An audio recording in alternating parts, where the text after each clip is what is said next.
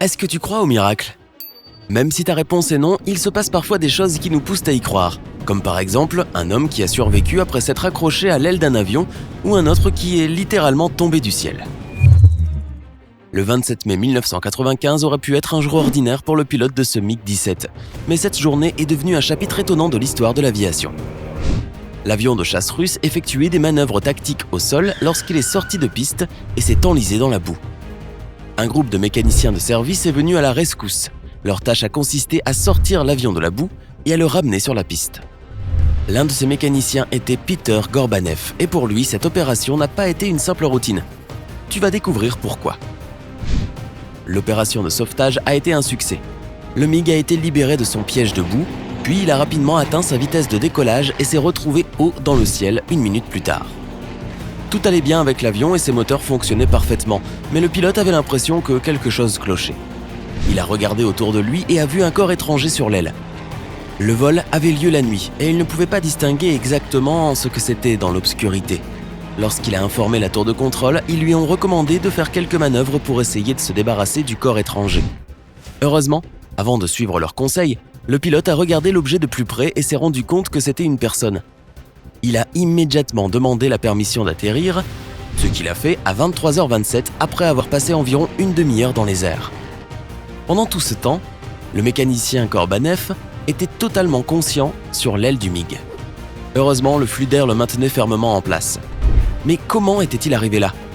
Il s'est avéré qu'un fort courant d'air l'avait plié autour de la partie avant de l'aile, car il ne s'était pas mis à une distance de sécurité raisonnable après avoir aidé l'avion à sortir de la boue.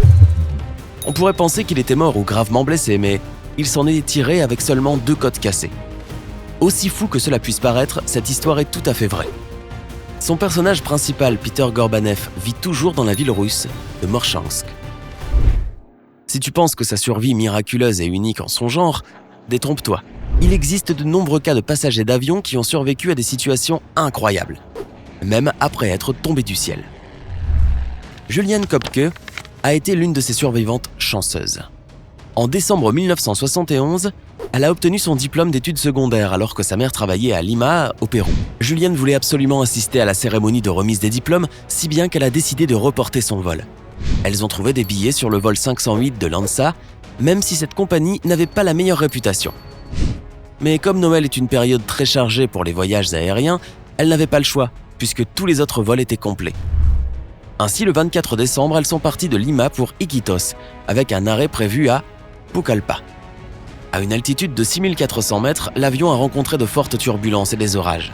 L'équipage aurait dû faire demi-tour car il était clairement dangereux de continuer dans ces conditions météorologiques, mais il ne l'a pas fait, probablement parce que tout le monde voulait être à la maison pour les vacances.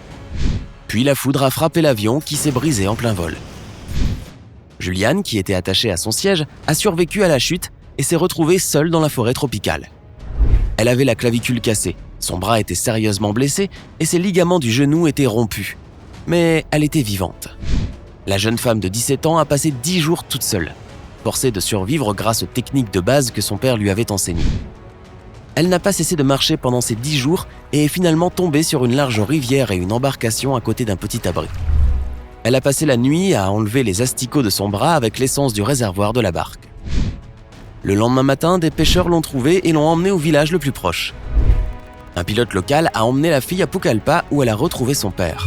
Des années plus tard, Juliane a écrit une autobiographie intitulée « Le jour où je suis tombée du ciel » et son histoire a inspiré un film intitulé « Les ailes de l'espoir » en 2000. Un mois seulement après cette survie miraculeuse de 1971, l'histoire s'est répétée, cette fois en Europe. Le 26 janvier 1972, le vol JAT 367 à destination de Belgrade a été interrompu par une explosion dans la soute à bagages. Une hôtesse de l'air serbe de 22 ans est devenue la détentrice du record du monde pour la plus longue chute sans parachute qui ne s'est pas terminée par une tragédie. Elle est tombée d'une altitude de 10 000 mètres et a survécu. Elle avait plusieurs os cassés, a passé 27 jours dans le coma et 16 mois à l'hôpital, mais s'est ensuite complètement rétablie. La survivante elle-même a déclaré qu'elle ne se souvenait pas du tout de ce qui s'était passé et qu'elle voulait même retourner à son poste d'hôtesse de l'air. Mais la compagnie aérienne a décidé de la nommer négociatrice des contrats de transport. Pourtant, elle aimait son métier et n'en avait pas peur. Des années plus tard, elle a mentionné lors d'une interview que les gens voulaient toujours s'asseoir à côté d'elle dans l'avion. Malheureusement, des incidents impliquant des avions continuent de se produire de nos jours, notamment un accident récent impliquant un Airbus 310 à destination des îles Comores le 30 juin 2009. Il s'est abîmé dans l'océan Indien à quelques minutes de sa destination. Une passagère qui savait à peine nager a réussi à sortir de l'eau vivante. C'était une fillette de 12 ans qui a trouvé un morceau de l'épave de l'avion pour s'y accrocher. Elle a passé plus de 9 heures toute seule dans l'obscurité totale, attendant qu'on vienne la sauver. Le gouvernement comorien a demandé à des armateurs privés de l'aider dans l'opération de sauvetage, et l'un d'eux a fini par repérer la jeune fille qui était épuisée à ce moment-là. Ils l'ont emmenée à bord et l'ont transportée à l'hôpital le plus proche. Elle a finalement été rapatriée en France à bord d'un jet privé du gouvernement où son père et d'autres membres de sa famille l'attendaient déjà. La presse l'a instantanément surnommée la fille miraculée. En effet, sortir d'un tel incident avec seulement quelques fractures et brûlures était un pur miracle. Au début, la jeune fille a nié qu'il y avait eu un accident d'avion, car elle pensait que c'était de sa faute après s'être appuyée trop fort sur la fenêtre de l'avion avec son front. Après son rétablissement, la survivante a écrit un recueil de souvenirs sur ce qu'elle a vécu, aidée d'un journaliste français. En septembre 2011, le vol Yak Service 9633, avec toute une équipe de hockey à son bord, s'est crashé quelques instants après son décollage près de la ville de Yaroslavl, en Russie. On pourrait penser que la probabilité de survie était de 0 dans une telle situation, mais un membre d'équipage mécanicien de bord a prouvé le contraire. Comme il l'a évoqué plus tard, tout le monde dans l'avion sentait que quelque chose n'allait pas depuis le début. L'avion avait mis plus de temps que d'habitude à décoller. Puis il a commencé à s'incliner d'un côté et certaines parties de l'avion, y compris la partie arrière, sont tombées à l'eau. Le survivant était assis dans la dernière rangée de l'avion et non dans le poste de pilotage, et sa ceinture de sécurité n'était même pas attachée. Ce sont probablement ces deux facteurs qui lui ont sauvé la vie. Il n'a absolument rien vu de ce qui se passait, ni l'incendie ni l'avion. Il était en état de choc et le côté droit de son corps était meurtri, mais il a survécu, et ce n'était rien de moins qu'un miracle.